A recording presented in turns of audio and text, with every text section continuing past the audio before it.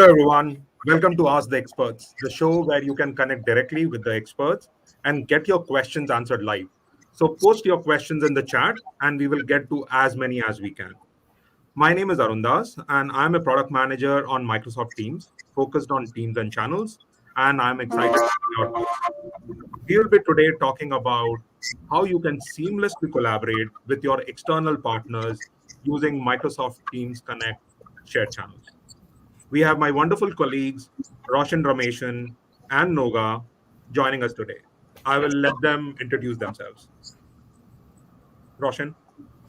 Good morning and good evening, everyone. My name is Roshan Lal Rameshan. I work together with Arun on Teams Connect share channels. Noga? Hi, everyone. My name is Noga Ronan, and I'm a Senior Product Marketing Manager on the Teams teams, and excited to talk with you today about Teams Connect. Awesome. So let's get started. So, Noga, why don't we start with a quick recap of what we introduced and talked about in the Ignite about Microsoft Teams Connect shared channels? Yeah, that will be great. I'm super excited to share a little bit of the news and the additional details that we shared in Ignite. And so in Ignite, we've talked about Microsoft Teams Connect. And just to take a step back and say, what is Microsoft Teams Connect? Microsoft Teams Connect is the ability to enable you to collaborate seamlessly with multiple organizations. With Teams Connect, we're making it as easy to talk with external stakeholder as it is today to talk with internal stakeholders, meaning that we enable you to chat, call, meet, share and co-author files, and collaborate on apps. When we think about Teams Connect, we're thinking about two key capabilities. One of them is sharing a chat, just having a seamless conversation like you chat with people inside your organization and outside, and shared channels, which is the ability to share a channel, meaning adding external stakeholders to your channels and creating a workspace where everyone can work together, having access to files, access to stakeholder for quick replies on question, visibility and transparency for everyone to keeping up to date, whether they're internal or external. And so today, we're going to be focusing specifically on shared channels, talking about that. And the most exciting news that we're going to be getting and talking about is that shared channels is going to be in public preview later. It's going to be in 2022 in the first quarter. And so we're very excited and we're gearing towards that.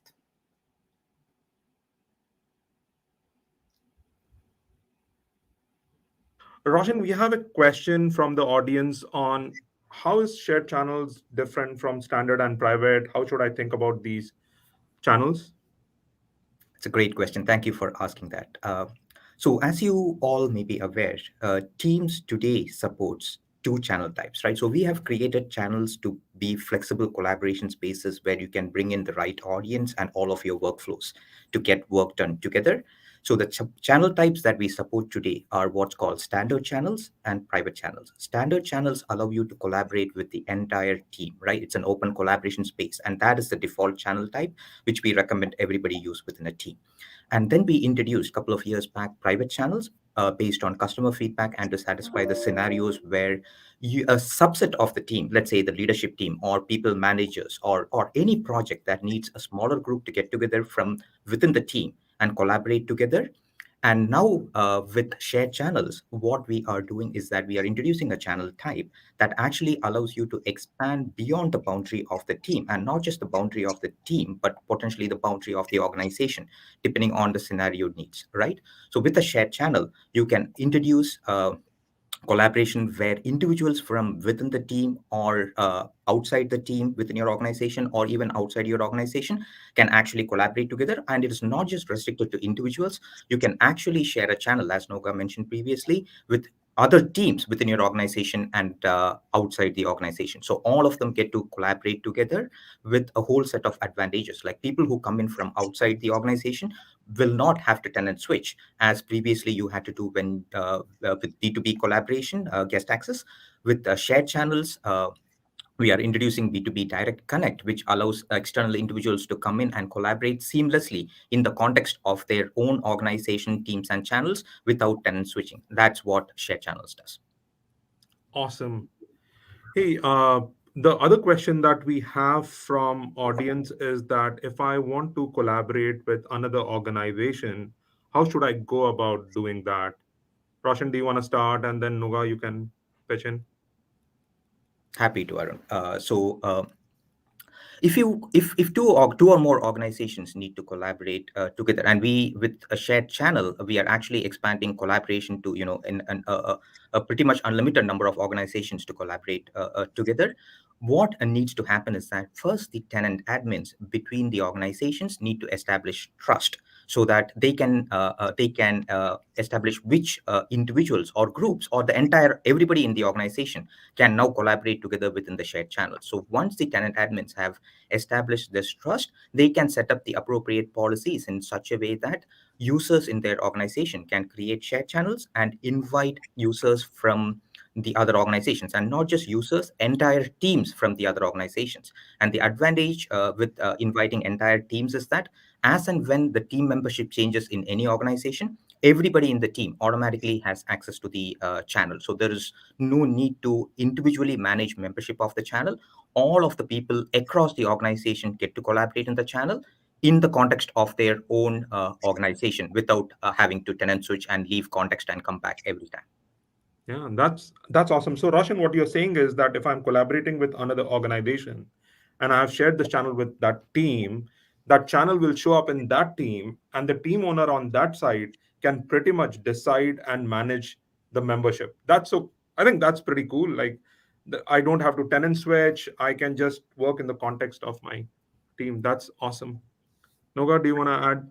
Yeah, and so just to make it super clear, it means that the new channel, whether it's with external stakeholders or not, will be just part of your channel's view, and it will show up just alongside the other channels. So you never have to leave the context of what's going on in your company.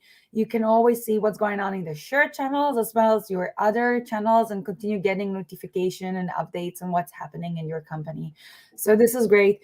The other thing that I wanted to mention is that once this trust that Roshan talked about is established, it's very the process of inviting other users to join the channel is the same as inviting internal user. You go in, you click on sharing a channel, and we had some great demos showing that in Ignite. But once that trust is established, it just becomes as easy to invite external users as it is to invite internal users. Awesome. The next question that we will start with you, Roshan, and I would also pitch in is, what does the security and compliance landscape look like for Teams Connect? What are the key capabilities that admin should think about when thinking about Teams Connect? It's a great question. Thank you for asking that. So Teams Connect Shared Channels supports all of the security and governance mechanisms that M365 supports today, right? And we have designed it in such a way that it is super easy for admins to continue their existing practices that they are using for governing teams and M365 groups, and have it apply automatically to shared channels. So be it compliance scenarios like retention, discovery, legal hold, etc., or be it governance scenarios like in terms of how you manage a group with sensitivity labels. Shared channels support all of these experiences, and in such a way, like let me take an example of, let's say, label-based governance. Whatever label you have applied to the team or the M365 group, or whatever policies you have set up in such a way that groups get created in a particular geo, all of that is automatically inherited. This channel behaves just like any other channel in the team, automatically inheriting the policies. When it comes to governing how external users, which external users are allowed and how they can collaborate, which labels support this, all of that is automatically supported as well. So admins can decide which teams and channels within them can have external users in them. They can define fine-grained policies for which organizations can collaborate together, and not just at the level of which organizations can collaborate together. They can go further and define in terms of which groups or individual users within those organizations can collaborate together. When it comes to security mechanisms like conditional access is supported in shared channels, scope to the SharePoint cloud application. there is a rich set of security, governance, and compliance capabilities supported in shared channels. And for more details, please do refer to the Ignite sessions that were shared around this.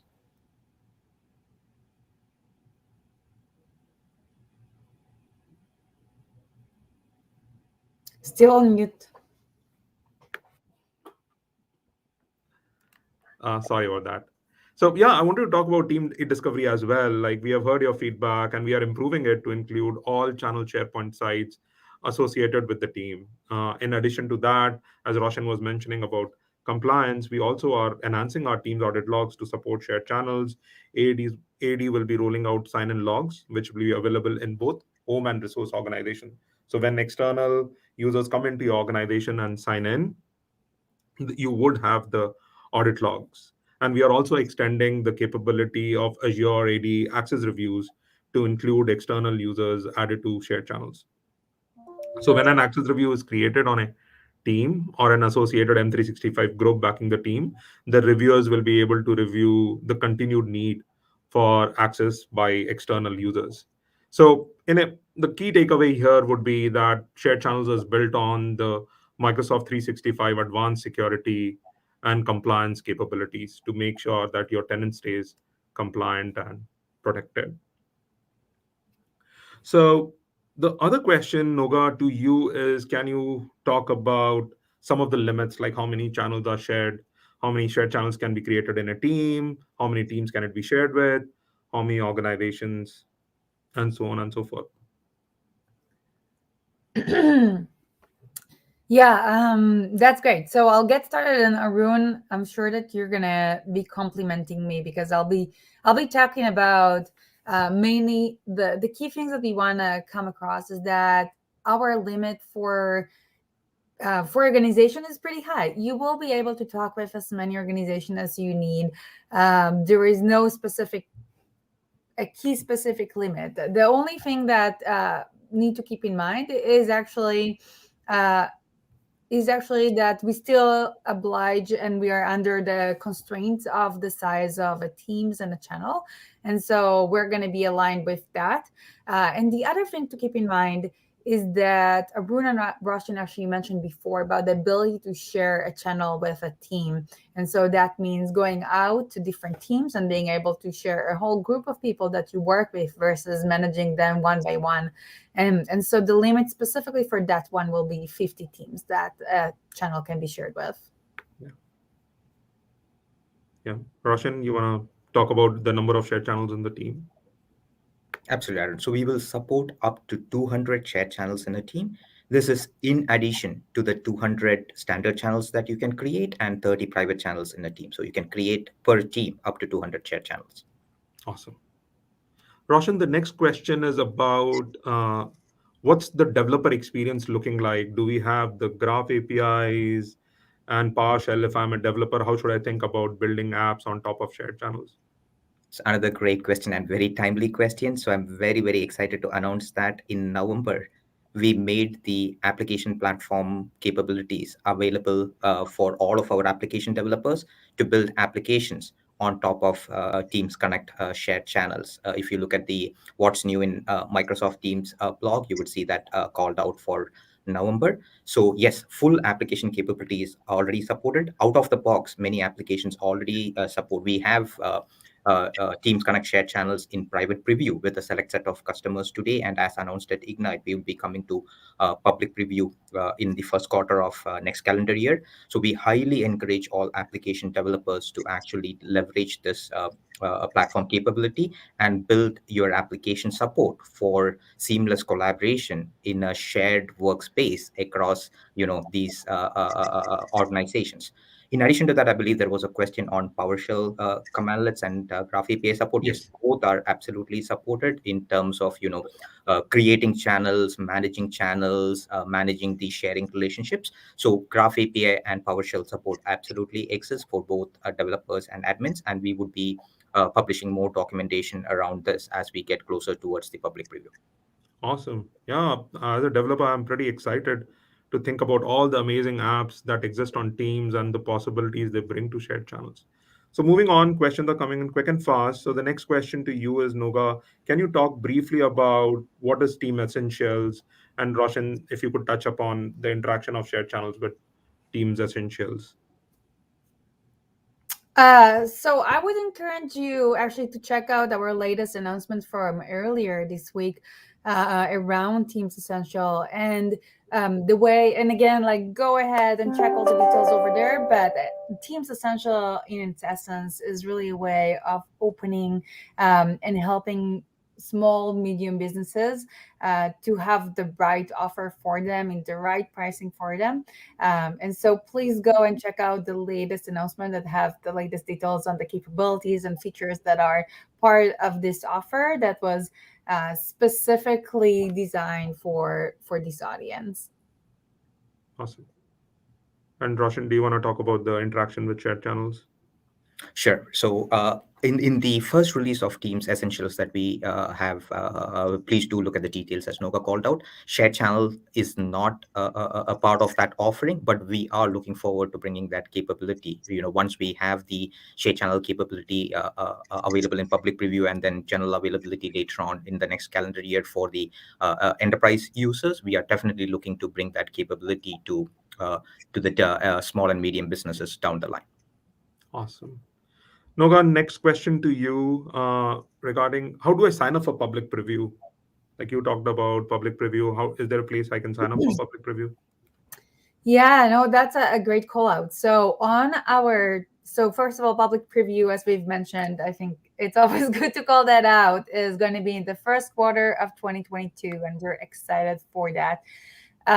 There is, as part on the Teams website, if you go to the collaboration page, there is details on Teams Connect, and over there you can click on a link that enables you to sign up for a distribution list. That is also going to let you know once the public preview is in place. Let me work with my team to make sure that we can also post this link here to make it easily accessible for the people joining the Q&A. Got it. Yeah, perfect timing.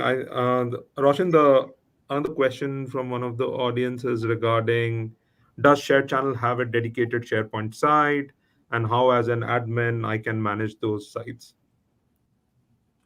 Absolutely. I do love these questions, like, getting right to the point. Yes. So similar to private channels, shared channels do have their own dedicated SharePoint site collection associated with them that is created and managed in conjunction with the shared channels. And from a management perspective, yes, you can absolutely manage them. We are doing enhancements together with our colleagues in SharePoint. For example, all of these channel connected sites, not just shared channel sites, but even private channel sites, will now show up in the SharePoint admin center. Earlier, couple of years back when we launched private channels, these sites were manageable only through PowerShell, but we are now expanding the capability. For example, specifically, if you want to manage the site quota, you can manage it directly from the SharePoint admin center. This access would also be supported through the PowerShell commandlets. And in general, outside of managing specific things like site quota, all of these sites, if you manage the team and the group and the team site, the channel site automatically inherits all of these governance mechanisms, specifically this label based governance and life cycle, right? If you delete the channel, the site automatically gets deleted. So all of these management capabilities, generally we are expecting that it to be low overhead for the admins to manage them independently. But if you do need to manage them independently, you can do that through PowerShell and through the admin center. And if you're using PowerShell, there is a specific template that is applied to these sites called Team Channel #1, which you can find in our documentation, that allows you to manage both private channel and shared channel site collections independently. Awesome. One of my favorite questions, Roshan, that we have always seen, are scheduled meetings supported on shared channels? Scheduled meetings are absolutely supported in shared channels. So you can both use the Meet Now capability in shared channels, and you can schedule meetings in shared channels. And if you schedule meetings in shared channels, all collaborators in the shared channel within and across tenants can collaborate in the meeting in a real-time mode as well. Awesome. Noga, the next question is to you. Is there any specific licensing I need to buy to use shared channels? No, so shared channels is included within the eSKU that you have. And so that will become available as part of that. So you can, I would say that the key thing to do is to make sure that um, you have organization that you trust with and establish that trust, and then you'll be able to start using this. Awesome. And Noga, do you want to quickly mention the link about Ignite and the announcement we made? Um, so yeah, so what you see right now on this screen is the place where you can go to the public preview and sign up to get the notification on when this becomes available. So go ahead, sign up. You will be able to do that, and you'll get an email notify you when this is live. So when we started, Noga and Roshan, we briefly touched upon B2B Direct Connect, and there is a question on what is B2B Direct Connect and how does it play with shared channels? Roshan, you want to start with that? Yes, I can take that question. So, as many in the audience may be aware, today for external collaboration in an M365 group or in a team, we use a capability called B2B Collab, which is or guest access, right, as it is commonly referred to as, where you invite a user from outside your tenant, and then there is a shadow footprint for that user created in your directory, and the user gets to collaborate in the team and all the standard and private channels, and they have to tenant switch, right? So at any point, you are using either the identity in your home tenant, or you are switching over to another tenant to collaborate. With shared channels, we are introducing B2B Direct Connect, which avoids the need for this shadow identity to be created in the resource tenant. So when a user is invited from a remote tenant into a shared channel, let's say it's between Contoso and Fabricam, and Alice at Fabricam needs to collaborate in Contoso. Alice at Fabricam identity is directly used in the shared channel without having to create another shadow identity in the resource tenant that the admin needs to now additionally manage. So with shared channels, that additional management overhead goes away. And not just that, this is the capability that enables Alice to collaborate in the shared channel, in the external shared channel, without tenant switching. From an admin capability point of view, a rich set of cross-tenant access policy capabilities exists in Azure AD that allows the admins to control what kind of what organizational trust relationships they need to set up and who can collaborate. Awesome. Yeah, I would want to double click on that. I think there was another question on, hey, is there granularity? Can I block a certain individual or can I block a tenant? So let me spend one quick minute talking about that. So if you look at cross-tenant access policies that are set up in Azure portal that Roshan referred to, basically lets admins manage B2B Direct Connect for their organization, and it is off by default. So when you talk about shared channels, so shared channels within your organization are default on. So when this feature goes live, users in your organization will be able to create shared channels, share with people outside the team. But if you want your users to collaborate externally, which a lot of our customers would love to, then the admins have to go set up this mutual trust. So for cross-tenant shared channels to work, admins on both sides of the relationship must configure cross-tenant access policy. So tenant hosting the shared channel will have to set up inbound access, specifying who from external tenant is allowed to participate in the shared channel. So tenant participating in the shared channel will have to set up outbound access, specifying who from the tenant can participate in the external shared channel. So it's a relationship. So organizations on both end get to decide, hey, who can come in and who from my organization can go and collaborate externally. And the great fact about that is that there is amazing level of granularity that our friends in AAD have built. So you can configure it at a user, at a group level, and you can also restrict it to the certain applications. So if you want people to collaborate on certain applications, then you can specify that too. Uh, the next question coming in, Roshan, is about how do I know more about Teams Connect roadmap? after it has launched. So Noga, Roshan, if you both want to talk about how do we talk about communicate roadmap to customers, that would be awesome. Noga, you want to go first? Yeah, so the easiest way and the best way to catch up on what's on the roadmap is to actually check out our public roadmap site and see the milestones that we have as we know about the new features and are ready to share them publicly. We're gonna put them out there. Any additions, stay tuned to the big events and moments that we're having where we use that as an opportunity to really share the vision and the upcoming features. And so I'm sure as we're continue to progress towards a public preview, we're going to continue and talk about the additional things. And we're definitely committed to continue and innovate and make this a great solution for everyone that is using, that is collaborating externally and make it a seamless, easy to do part of their day to day. Awesome. Yeah, I think the other thing I would add is when we go into public preview, as Noga mentioned initially, towards the end of March, we will publish detailed documentation because at that point of time, customers would have access and an option to try and experience shared channels. So we will have documentation laid out. What are the Yeah. things that shared channel supports, things not supported, and some of the things that will be coming soon. I think that was a great That's question.